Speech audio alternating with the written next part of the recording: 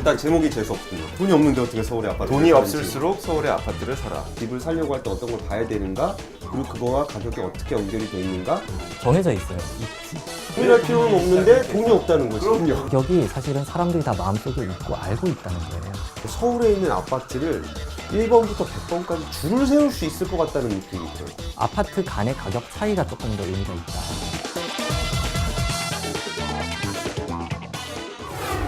그게 궁금한 거예요. 학군이 좋은 아파트와 학군이 좋지 않은 아파트의 그 가격 차이. 그리고 뭐 지하철에 가까운 아파트와 가깝지 않은 아파트가 만약에 20평과 30평의 가격 차이. 뭐 이런 거를 따라서 이제 같이 움직이는 느낌이 좀 있거든요. 아까 얘기했던 것처럼 이런 거 좀 벌어주면 이게 딴 사람들이 이쪽 몰려버리니까.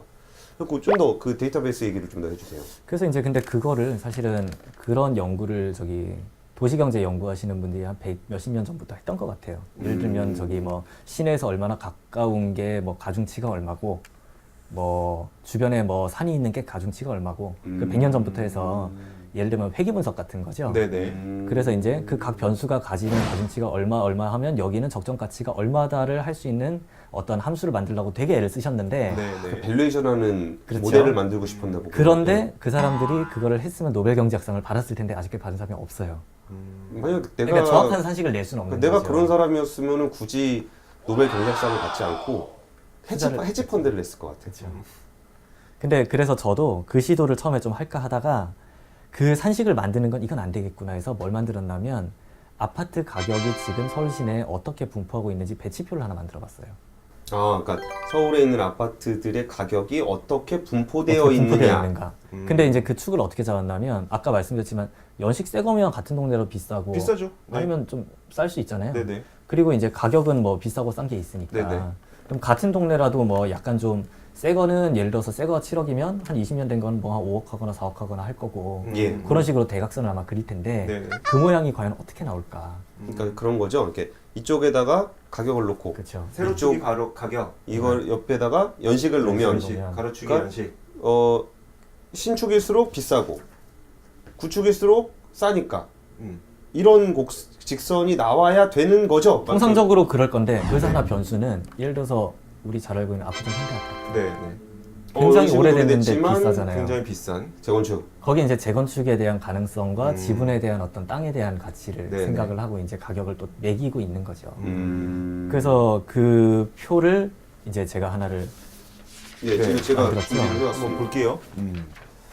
지금 보면 이게 저희 뭐 영상 보시는 분들은 저희가 또 화면으로 깔아 드릴 거니까요. 깔아 주실 네. 거니까 뭐 오디오 듣는 분들은 어쩔 수 없습니다. 세로축이 가격입니다. 적게는 4억부터 높게는 20억까지 줄을 쭉 세워봤고요. 가로축이 연식이에요. 5년 이하부터 30년까지 최대 30년 이상까지 쭉 오른쪽으로 세워봤더니 이게 마포에 있는 집들을 이렇게 찾아보면은 이렇게 표시를 하게 되면은 이런 식으로 분포가 돼 있어요.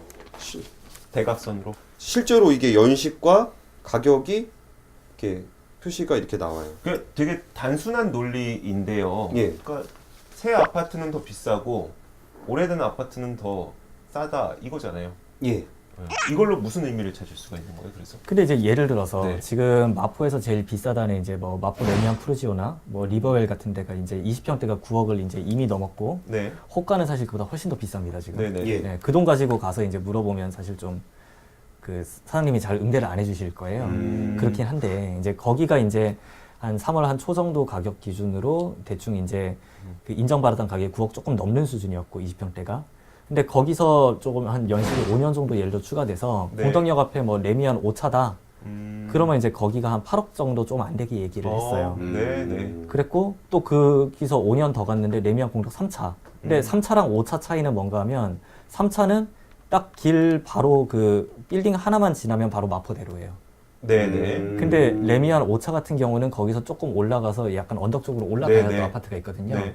조금 더 새 거긴 한데 약간 더 안쪽이었던 거죠. 예. 그러다 보니까 이제 두 개가 연식 차이가 5년이 있음에도 불구하고 얼추 뭐 비슷한 정도 형성을 했었고 거기서 이제 만약에 5년을 더 가서 한 20년 바라본 아파트를 예를 들면 레미안 1차, 공동 레미안 1차 같은 경우는 거의 초역세권입니다, 여기는. 네. 그래서 20년 가까이 됐음에도 불구하고 7억이 넘어갔는데 거기서 이제 저기 조금 더 안쪽으로 들어가면 예를 들어서 마포 태영 아파트라는 데가 있어요. 네네. 거기는 물론 학군도 조금 나름 괜찮고 대단지고 뭐 그렇긴 한데 연식 20년 바라보지 역까지 좀 걸어가야지. 네.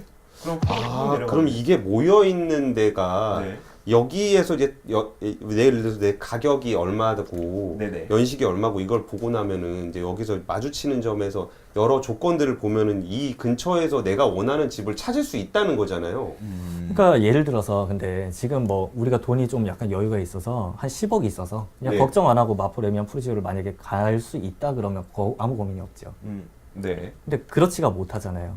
그리고 왜 서울 아파트 집값 그러면 말도 안 되게 비싸. 분양하는 데다 10몇 억이고 예를 들어서 네, 네. 도저히 따라갈 수 없을 것 같은 저 철옹성 같은 저 네, 예. 네. 어떻게 하면 도대체 서울에 어떻게 사람들이 다 집을 갖고 사는 거냐. 알겠어요.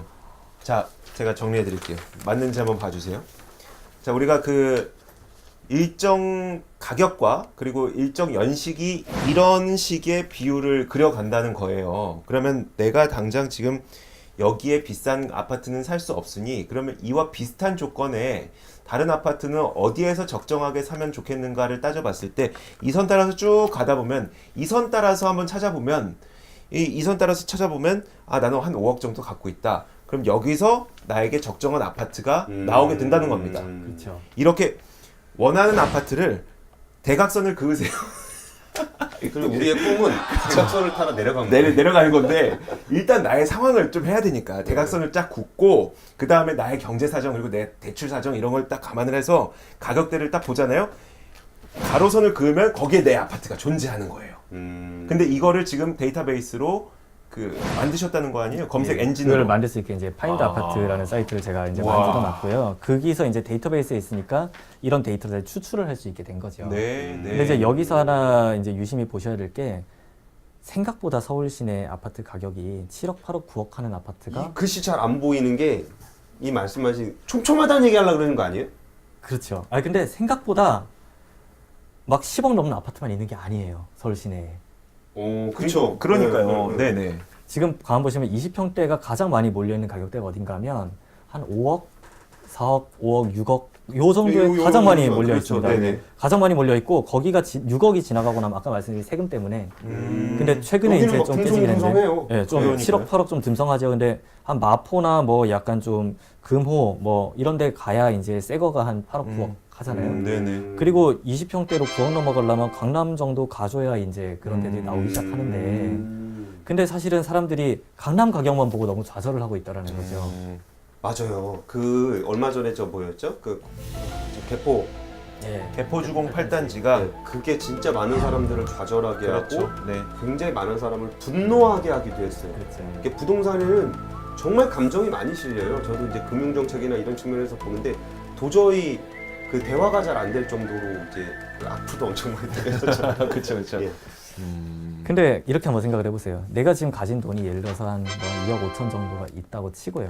있다고 치고 이제 대출이 40%밖에 안 되죠. 네네. 옛날만큼 뭐 70% 대출 내고 이런 건 안 됩니다. 안 되는데 2억 5천이 있으면 한 4억짜리 정도는 사볼 수 있는 거예요. 예를 들어서. 살 수 있죠. 그렇죠. 네. 뭐 한 1억 5천 네. 정도 대출 낼 수 네, 있으니까. 가능합니다. 예. 조금 무리해서 신용대출 낸다 그러면 5천 정도 하면 4억 5천까지도 어떻게 하면 될 수도 있어요. 그렇죠. 예. 네. 그리고 1억 5천 대출이라고 해도 금리 4%로 잡아도 1년에 이자가 600만 원이잖아요. 예. 네네. 그럼 월 50만 원 월세 내고 사는 거랑 사실 같습니다. 그렇죠.